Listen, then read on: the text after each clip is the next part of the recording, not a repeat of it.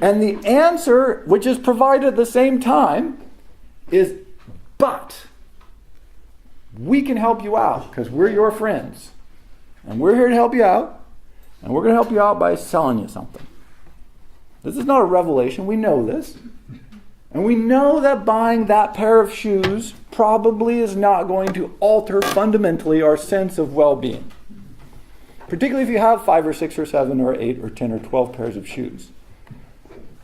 The next pair of shoes probably not going to have a huge impact. If you have no shoes, the first pair of shoes, huge impact. Let's be clear here. This is important. This is where we get confused. One pair of shoes, from 0 to 1, spectacular change, big life improvement. 1 to 2, meh. 14 to 15, really, no. You've lost track. This is not helping anymore. But we're told relentlessly that it will. But notice this is why it's distinction between happiness external, joy internal. That next material possession is an external thing. Now you can feel it, but mostly it's the imagined experience that we like.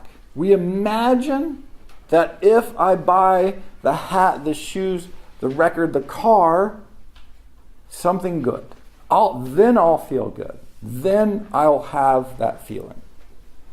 Again, this is like an attachment to an abstraction. And we know this because we buy this and then it doesn't work, and so then we buy other stuff. If it worked, that would be great. It would make life easy.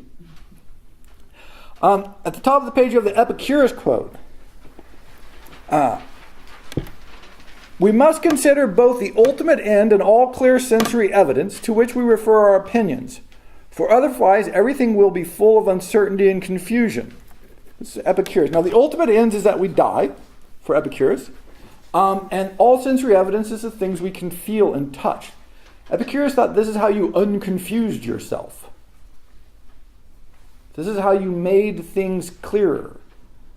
So if you see something and it's beautiful, and you think, wow, that would enrich my life, and you buy it and it does enrich your life, then you're not confused. That's an actual, real, palpable experience. But if it doesn't, then you need to reassess. Either it wasn't a very good object, or buying another thing isn't going to do it. I just saw a statistic from the World Economic Forum. They said since 2000, so this is not going way back in history, we've been purchasing 60% more clothing per capita. That's like what the hell? How do we even, because it's not like in 2000 we were running around half naked. Right? Probably from 1800 to 1850, that was a perfectly sensible jump. Probably from 1850 to 1900, another really good jump. Winter clothes, coats, sweaters, socks, jackpot, buy some more clothes, kids. But by 2000, we're pretty well clothed. And the flip side of this, of course, is we throw away more clothes than ever. Which is like a weird cycle. We buy more clothes and we throw away more clothes. Which means, it suggests strongly that the purchase of clothes is not serving a function besides the purchase of clothing. Right? It's become its own thing. Just the purchasing of it is like somehow helpful, and then not, and we throw it away, and then as a society. And I think that's the system. But one reason we have a trouble picking joy is because this is the system we're in.